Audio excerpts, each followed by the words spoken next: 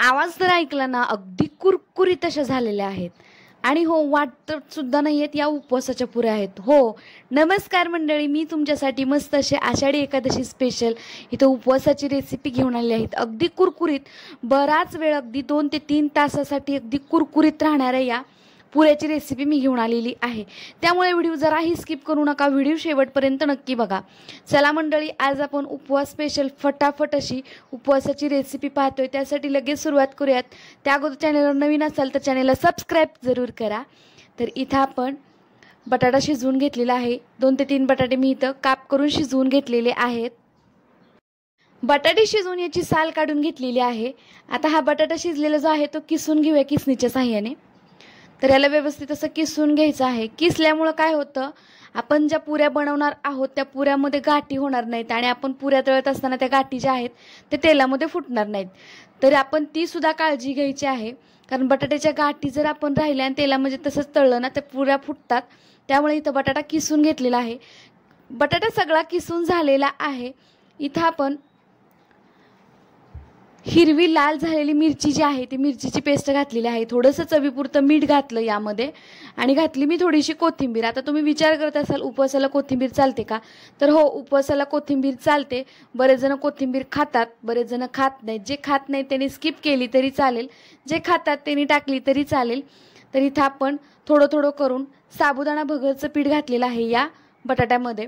तर बटाट्यामध्ये बसल तसं पीठ घालायचं आहे, याचं काही प्रमाण नाही आहे. तर बटाटा कसा, बटाट्यामध्ये जास्त पाणी असल्यामुळं त्याच्यामध्ये जेवढं बसेल तेवढं आपण पीठ यामध्ये घालायचं आहे. साधारण इथं मी 1.25 वाटी पीठ 2 बटाट्यासाठी वापरलेलं आहे.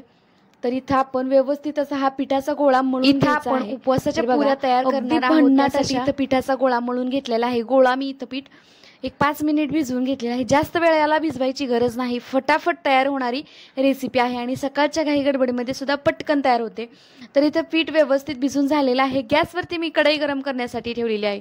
कढई व्यवस्थित गरम झालेली आहे. त्यामध्ये घालते मी आपले तळणीसाठी तेल. तर इथं आपण कुरकुरीत अशा, काय होतं प्रत्येक वेळेस उपवासाला नवीन काय करायचं हे सुचत नाही, तेच ते पदार्थ खाऊन सुद्धा उपवासाच्या वेळेस खूप कंटाळा येतो. त्यामुळे आज आपण सोनालीज किचनमध्ये आषाढी एकादशी स्पेशल मस्त असे इथं उपवासाच्या पुऱ्या कशा बनवायच्या पाहतोय. तर एकदम फटाफट कोणालाही पटकन जमतील अशी ही रेसिपी आहे. तर तेल गरम झाले की नाही पाहूया. आपण थोडासा पिठाचा गोळा तेलामध्ये टाकलेला आहे. तर तो पिठाचा गोळा तेलामध्ये तळतोय तोपर्यंत इथं आपण एक गोळा तयार करून घ्यायचा. एक छोटी गोळी घ्यायची. ज्या पद्धतीने आपण कणकेच्या पुऱ्या बनवतो ना त्या पद्धतीची इथं गोळी घ्यायची. पुरीची साईज तुम्ही तुमच्या आवडीप्रमाणे ठेवायची आहे. तर इथं मी छोटासा गोळा घेतला, थोडंसं हाताला तेल लावलं आणि एक प्लास्टिकचा कागद घेतला. प्लास्टिकच्या कागदावरती तेल लावून हळूहळू असं थापत गेले. तर मस्त अशी इथं पुरी थापून घेतलेली आहे. तर आपण इथं थापून पुऱ्या बनवतो. इथं लाटून पुऱ्या बनवायची काहीच गरज नाही, कारण याला थापून व्यवस्थित असा आकार द्यायचा आहे. तर इथं आपली कढईमधलं तेलसुद्धा व्यवस्थित असं गरम झालेलं आहे. तर बघा, आपण छोटासा कणकेचा गोळा जो टाकलेला होता, छोटासा जो गोळा टाकलेला होता आपल्या पिठाचा, तर तो गोळा जो आहे तो व्यवस्थित असा तळलेला आहे आणि तेलसुद्धा मस्त असं गरम झालेलं आहे. तर अगदी कडकडीत तेलामध्ये मस्त अशी इथं आपण उपवासाची पुरी तळून घेत आहे. तर बघा, पुरी सोडल्यानंतर वरून थोडंसं तेल सोडायचं आहे पुरीवरती. त्याचं कारण सांगते. पुरीवरून जर तुम्ही तेल सोडलं ना पुरीवरती, पुरी आपली मस्त अशी टम्म फुगते बघा. तर पुरीवरती वरून तेल सोडायचं. पुरी फुगल्यानंतर पुरी पलटी करून घ्यायची आणि दोन्ही साईडनं खरपूस होईपर्यंत व्यवस्थित अशी ही उपवासाची पुरी तळून घ्यायची. खूप गडबड करायची नाही आहे हिला बाहेर काढण्याची, कारण पुरी तळत असताना जर आपण अर्ध्यावटच पुरी तळली ना तर ती कुरकुरीत होणार नाही आहे. त्यामुळे कुरकुरीत जर पुऱ्या खायच्या असतील तर हिला व्यवस्थित खरपूस होईपर्यंत तळून घ्यायची. आता पुरी मस्त अशी तळून तयार झालेली आहे. बाकीच्या सुद्धा पुऱ्या आपण या पद्धतीने तयार करून घ्यायच्या आहेत. तर बघा, किती भन्नाट अशा टम्म फुगलेल्या पुऱ्या तयार झालेल्या आहेत. बघा, तुम्ही बघू शकता आणि सुरुवातीला तुम्ही आवाज सुद्धा ऐकलेला आहे. तर इतकी भन्नाट अशी खरपूस आणि कुरकुरीत इथं आपली उपवासासाठी पुरी तयार झालेली आहे. तर नक्कीच तुम्हाला ही माझी रेसिपी आवडली आहे. तर बघा, आतून सुद्धा किती टम्म अशी फुगलेली आहे पुरी आणि सगळ्या पुऱ्या बराच वेळ कुरकुरीत राहतात.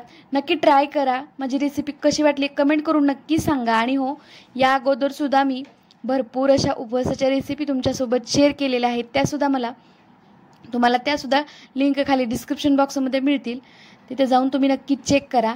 आणि चॅनेलवर नवीन असाल तर सोनालीज किचनला सबस्क्राईब जरूर करा. तर चला मंडळी, सोनालीज किचनच्या फेसबुक पेजला आणि इंस्टाग्राम पेजला सुद्धा नक्की फॉलो करा. त्या लिंकसुद्धा खाली तुम्हाला डिस्क्रिप्शन बॉक्समध्ये नक्कीच मिळतील. तर जाता जाता तुम्हाला सगळ्यांना आषाढी एकादशीच्या हार्दिक शुभेच्छा. आणि या आषाढी एकादशीला किंवा शिवरात्रीला कुठलाही उपवास असू दे, तुम्ही अशा पद्धतीच्या पुऱ्या नक्की करून बघा आणि मला कमेंट करून नक्की आवर्जून सांगा. तर चला मंडळी, पुन्हा भेटूया अशाच एका छानशा रेसिपीसोबत. तोपर्यंत मस्त खावा आणि मजेत राहावा. व्हिडिओ पाहिल्याबद्दल धन्यवाद.